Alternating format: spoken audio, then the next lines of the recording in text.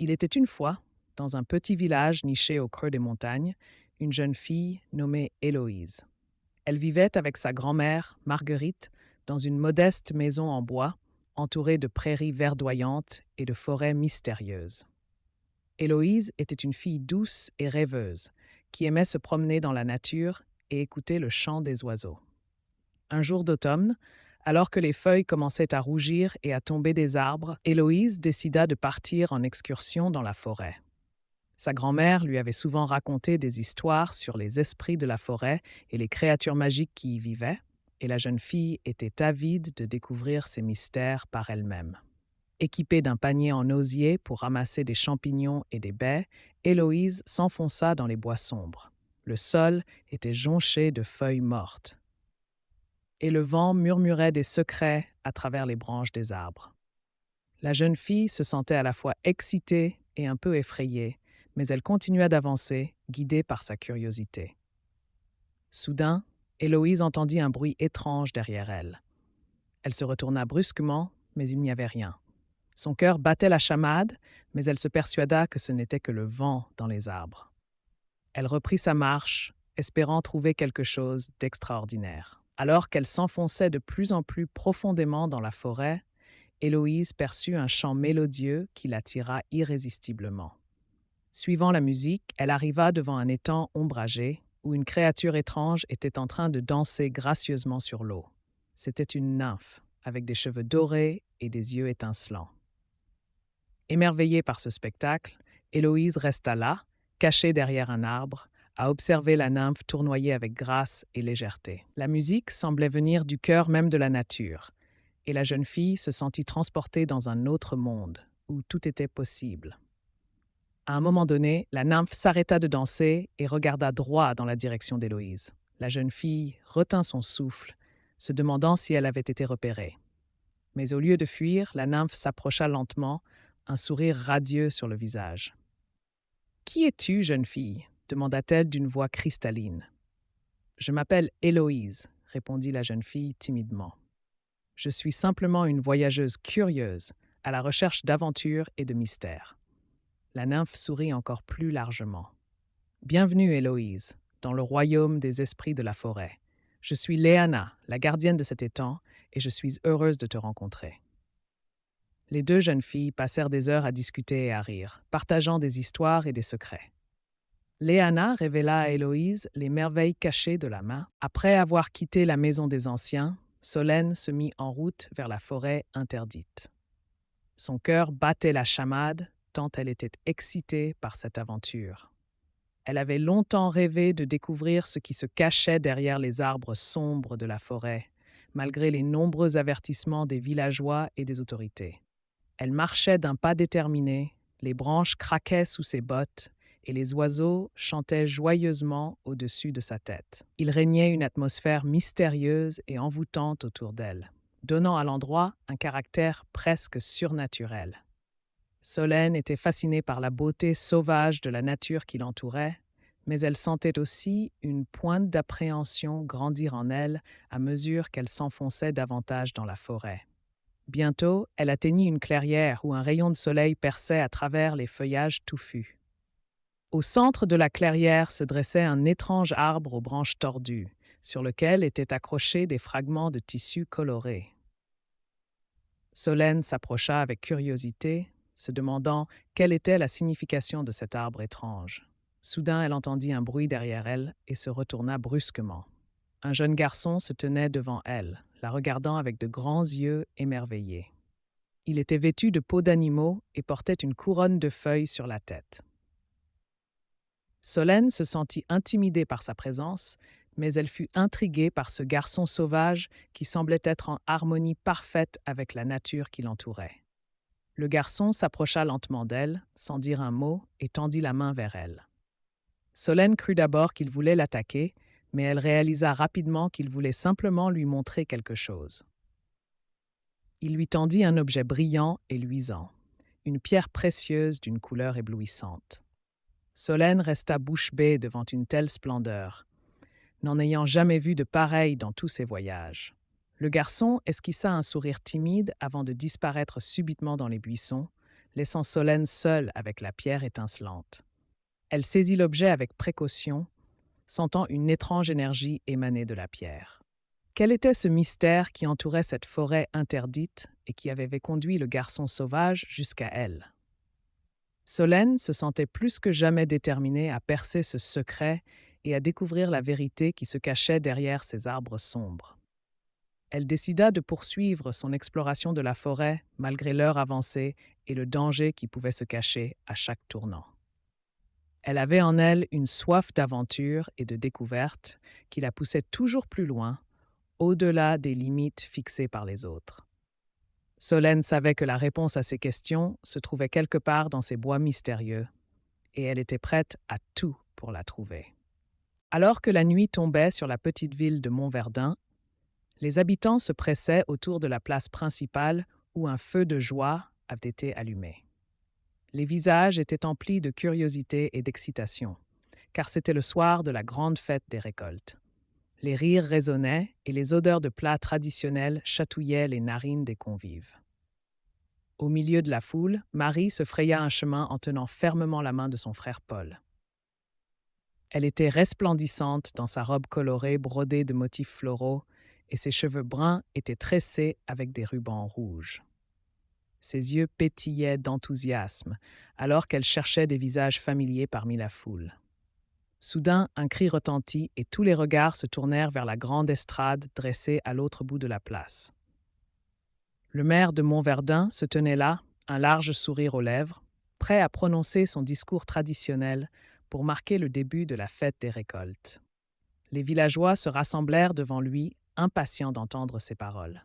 « Chers habitants de Montverdun, je suis ravi de vous voir si nombreux ce soir pour célébrer notre belle tradition annuelle, commença-t-il d'une voix forte et chaleureuse. Les moissons ont été abondantes cette année et c'est grâce à votre labeur acharné et à l'entraide qui règne dans notre communauté que nous pouvons profiter de tant de richesses. Que cette soirée soit placée sous le signe de la joie et de la gratitude pour tout ce que la terre nous offre. Les villageois applaudirent avec enthousiasme. Certains se mirent à danser au son des musiciens qui avaient commencé à jouer une mélodie entraînante. Marie se tourna vers son frère avec un large sourire, ses yeux brillants d'émotion. Paul lui rendit son sourire, son visage éclairé par la lueur dansante du feu de joie. Alors qu'il déambulait parmi les stands colorés où l'on vendait des produits locaux et des objets artisanaux, Marie et Paul croisèrent le regard d'un étranger. Un homme grand et imposant, vêtu d'une cape sombre et d'un chapeau à larges bords, les observait avec intérêt. Son regard perçant semblait les scruter profondément, comme s'il cherchait à percer leurs secrets les plus enfouis. Marie ressentit un frisson glacé lui parcourir l'échine, mais elle chassa rapidement cette sensation en se concentrant sur les festivités qui se déroulaient autour d'eux. Pourtant, quelque chose chez cet homme la troublait, comme si son aura dissimulait des mystères insondables. La nuit avançait et la fête des récoltes battait son plein. Les villageois riaient, dansaient et se régalaient des mets délicieux préparés pour l'occasion. Marie et Paul décidèrent de s'asseoir près du feu de joie, attirés par sa chaleur réconfortante et par la magie qui émanait des flammes dansantes. Après avoir parcouru des kilomètres, le petit groupe arrivait enfin à la lisière de la forêt interdite. Les arbres majestueux semblaient conserver les souvenirs de toutes les créatures mystérieuses qui y avaient élu domicile. Les bouleaux blancs se penchaient gracieusement, tandis que les chênes séculaires semblaient garder un œil vigilant sur les intrus qui oseraient pénétrer leur territoire. Malgré la tension qui régnait, Sarah était émerveillée par la beauté de cet endroit sauvage et préservé. Les rayons du soleil venaient chatoyer à travers le feuillage, créant des jeux d'ombre et de lumière fascinants. La jeune fille sentait son cœur battre plus rapidement, mêlant appréhension et excitation. Soudain, un bruissement suspect se fit entendre non loin de là. Les compagnons se figèrent, le souffle court, guettant le moindre mouvement. Un loup solitaire émergea des buissons, fixant le groupe de ses yeux perçants. Sa fourrure grise était hérissée, révélant la puissance de l'animal sauvage.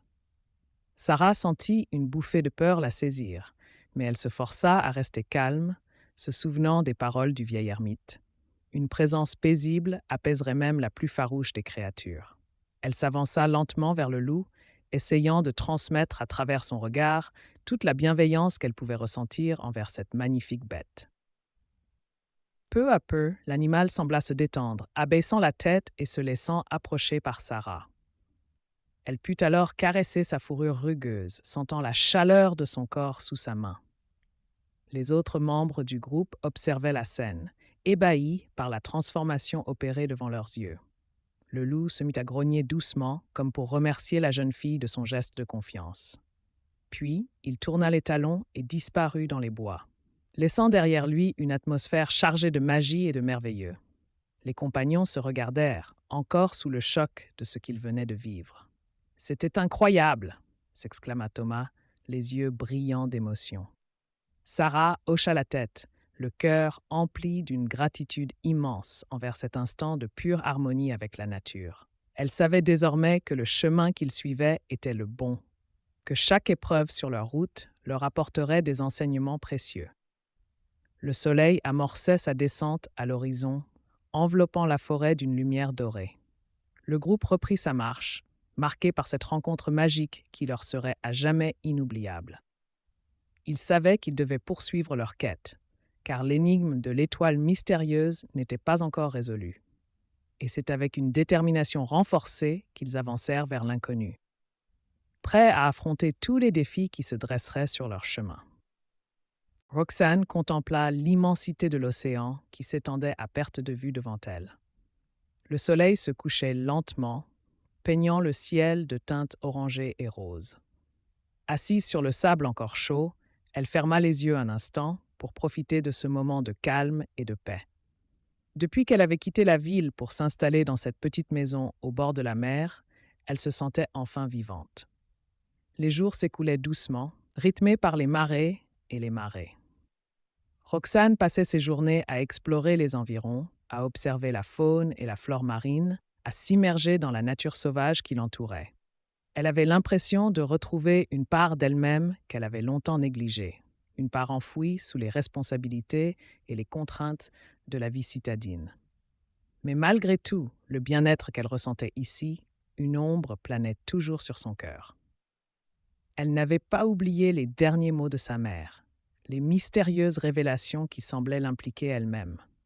Roxane savait qu'elle devait revenir en arrière pour comprendre, pour démêler les fils du passé et trouver enfin la paix.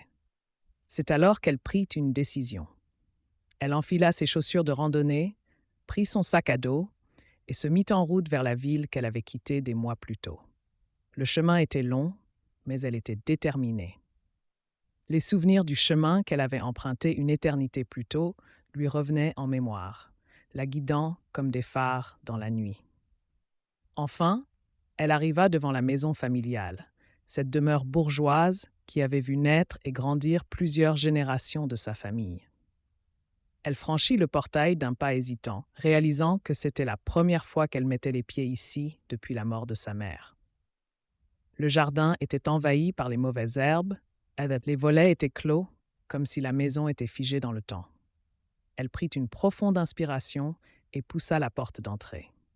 L'obscurité l'accueillit, mais elle savait où se trouvaient les interrupteurs.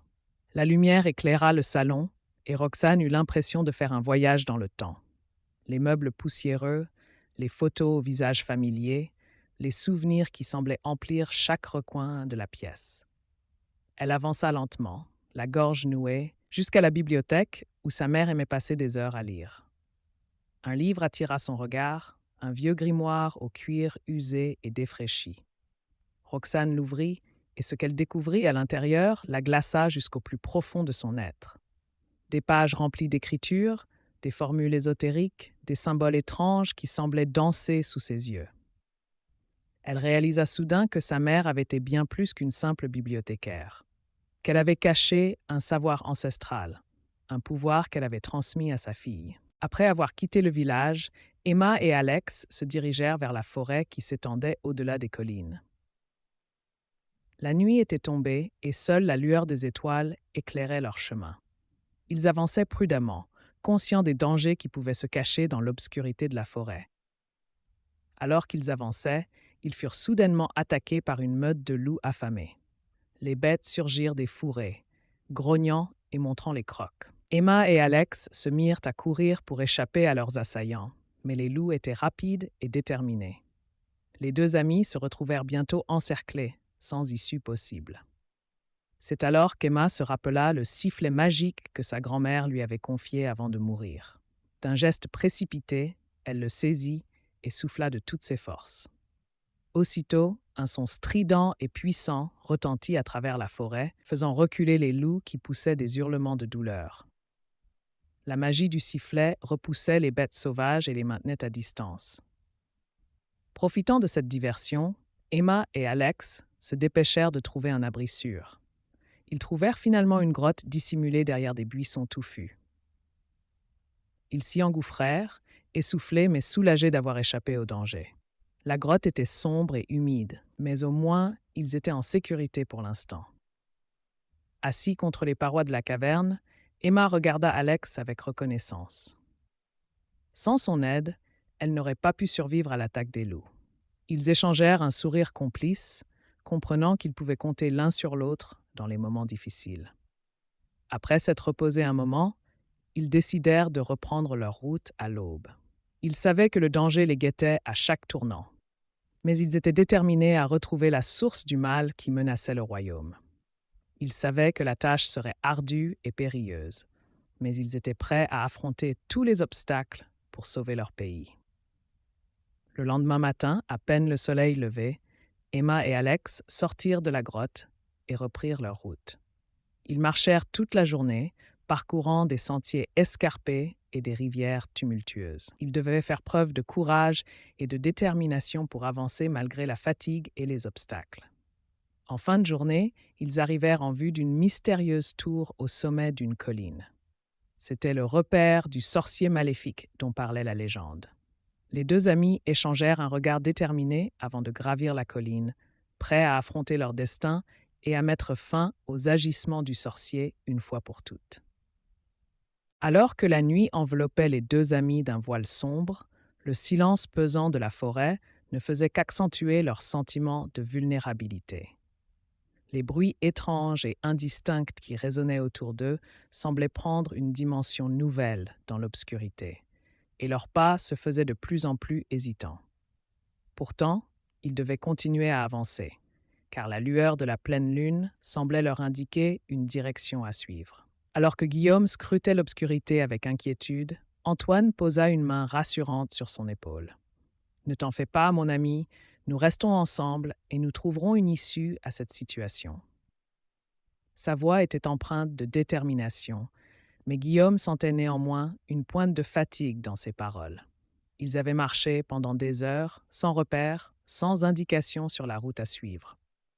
La forêt semblait se refermer peu à peu sur eux, là comme un piège sournois qui les gardait prisonniers de ces ombres impénétrables. Soudain, un bruit plus distinct se fit entendre derrière eux. Guillaume se retourna brusquement, le cœur battant la chamade. Mais rien ne semblait se mouvoir dans l'obscurité. Antoine se raidit également, son regard scrutant les ténèbres avec anxiété. « Il ne faut pas rester immobile, il faut continuer à avancer », dit-il d'une voix basse mais ferme. Les deux amis reprirent leur marche, de plus en plus tendue à chaque pas.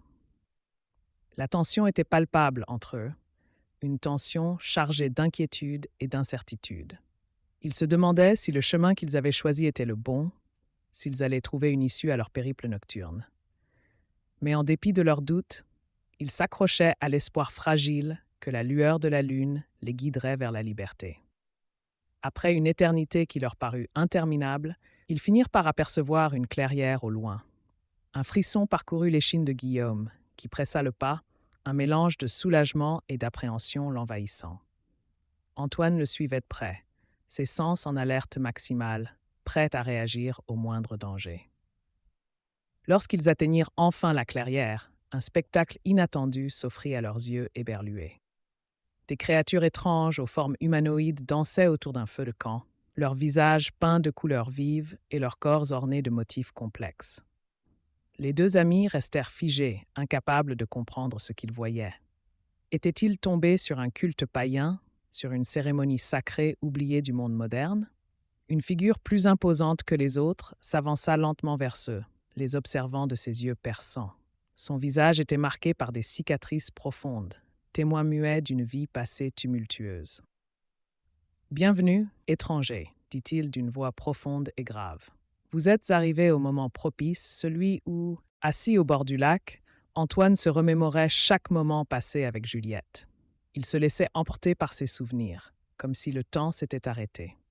Les éclats de rire, les discussions passionnées, les promenades main dans la main dans les rues pavées de la ville, chaque instant était gravé dans sa mémoire, comme une empreinte indélébile de leur amour. Mais une ombre planait sur cette douce mélancolie. Antoine ne pouvait s'empêcher de penser à la mission qui lui était confiée. Retrouver le collier et l'offrir à la reine pour sauver le royaume était une tâche intimidante, mais il n'avait pas le choix. Son devoir primait sur tout le reste, même sur son propre bonheur. Il se leva lentement, les pieds dans l'eau fraîche du lac, laissant échapper un soupir mélancolique. Il savait qu'il devait reprendre sa quête, que le temps pressait. Mais une part de lui aurait voulu rester là, à contempler le coucher du soleil avec Juliette, sans se soucier du monde extérieur. C'est alors qu'il entendit des bruits de pas derrière lui. Se retournant, il vit Juliette approcher, un sourire triste aux lèvres. Elle avait deviné ce qui le tourmentait, ce qui le retenait. Sans un mot, elle s'approcha et prit sa main, lui offrant un regard empli de compréhension et d'amour. « Je sais que tu dois partir, Antoine, dit-elle doucement, mais sache que je serai toujours là, dans ton cœur, où que tu sois. » Antoine se sentit envahi par l'émotion. Il savait que Juliette avait raison, qu'il devait poursuivre sa mission malgré la douleur de la séparation. Il posa un tendre baiser sur le front de sa bien-aimée avant de se résoudre à reprendre sa route. Le chemin qui le séparait du collier semblait interminable. Les épreuves se succédaient, mettant à rude épreuve sa détermination et sa foi en sa quête. Mais à chaque fois qu'il sentait ses forces faiblir, il repensait à Juliette, à son sourire radieux, à sa présence réconfortante. Enfin, après des jours et des nuits d'efforts, Antoine parvint en vue du trésor tant convoité. Le collier scintillait sous les rayons du soleil, semblant l'appeler, le défiant de le prendre. Le cœur battant, il s'approcha lentement, la main tremblante. Une fois le collier en sa possession, Antoine sentit un poids immense se soulever de ses épaules. Il avait réussi. Il avait accompli sa mission. Le soulagement, mêlé à la satisfaction, lui procurait une sensation indescriptible. Sans perdre un instant, il se mit en route pour rejoindre le château. Il savait que le royaume avait besoin du collier pour retrouver sa prospérité, pour éloigner les ténèbres qui menaçaient de l'engloutir. Quand il pénétra dans la salle du trône, la reine le regarda avec étonnement. Mais dès qu'elle aperçut, le lendemain matin, le réveil de Mathilde sonna à 7 heures. Elle ouvrit les yeux avec difficulté, se sentant encore fatiguée de la journée précédente. Elle se leva lentement, se dirigea vers la salle de bain pour se rafraîchir le visage. Dans le miroir, son reflet lui renvoya une image qui la fit frissonner. Des cernes sous ses yeux, des cheveux emmêlés. Elle secoua la tête pour chasser ses pensées négatives et se prépara pour la journée qui l'attendait. Elle descendit dans la cuisine pour prendre son petit déjeuner et fut surprise de voir une enveloppe posée sur la table avec son nom écrit dessus. Intriguée, elle l'ouvrit et découvrit une lettre de sa grand-mère. Sa grand-mère lui racontait dans cette lettre une histoire qu'elle n'avait jamais entendue auparavant. Une histoire qui avait débuté des décennies plus tôt, lorsque sa propre mère était encore une jeune femme. Mathilde était captivée par les récits de sa grand-mère, si bien qu'elle passa une bonne partie de la matinée plongée dans ses souvenirs. Après avoir fini de lire la lettre, Mathilde décida de se rendre au parc où elle avait rendez-vous avec Antoine. Il était là, assis sur un banc, un bouquet de fleurs à la main. Il se leva à son approche et lui sourit chaleureusement. Mathilde sentit son cœur se serrer à la vue de ce sourire si doux, si sincère. Ils s'installèrent sur le banc et parlèrent pendant des heures, comme s'ils étaient les seuls êtres sur Terre. Antoine raconta à Mathilde ses voyages à travers le monde, ses rencontres, ses découvertes. Il lui parla de sa passion pour la photographie et lui montra quelques-unes de ses plus belles œuvres sur son téléphone. Mathilde était impressionnée par son talent et se sentait de plus en plus attirée par cet homme plein de mystères. Le soleil commençait à décliner à l'horizon quand Antoine prit soudain la main de Mathilde et plongea son regard dans le sien. Il lui dit qu'il était heureux de l'avoir rencontrée, que depuis ce premier regard échangé à la bibliothèque, il n'avait cessé de penser à elle. Mathilde sentit son cœur battre la chamade et ne put s'empêcher de lui avouer ses propres sentiments. C'est ainsi, sous le ciel orangé du crépuscule, que Mathilde et Antoine s'embrassèrent pour la première fois, scellant ainsi le début d'une belle histoire d'amour. Ils restèrent un moment là, enlacés, à regarder le soleil disparaître lentement derrière les arbres, savourant cet instant de bonheur pur et simple. Quand la nuit commença à tomber, ils se levèrent pour rentrer chez eux, main dans la main, le cœur léger et plein d'espoir pour l'avenir. Mathilde savait que cette journée resterait à jamais gravée dans sa mémoire, comme le début d'une nouvelle aventure, pleine de promesses et de surprises. Dans les semaines qui suivirent, la vie reprit son cours à Morne-Ciel.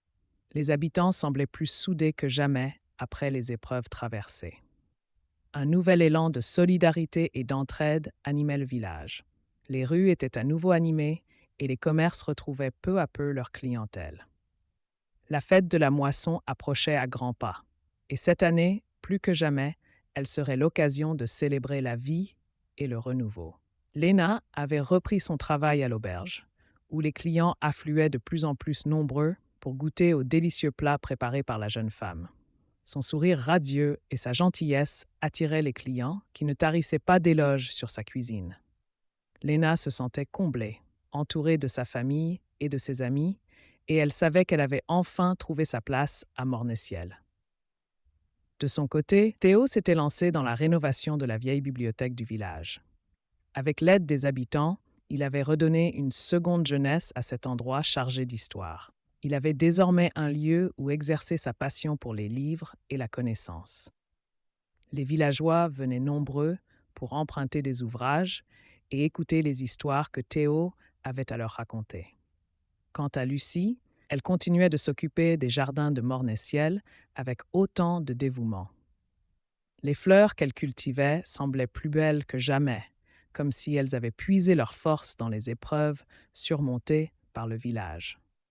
Lucie apportait une touche de douceur et de poésie à Morne-Ciel, et les habitants la considéraient comme un véritable trésor. Au fil des jours, les blessures laissées par l'attaque des créatures s'estompaient peu à peu. Les habitants de Morne-Ciel se remettaient doucement de leur traumatisme, guidés par l'espoir d'un avenir meilleur. Les commerces rouvraient un à un, les sourires refaisaient surface, et la vie reprenait son cours paisible. Le soir de la fête de la moisson, tout le village était réuni sur la place principale.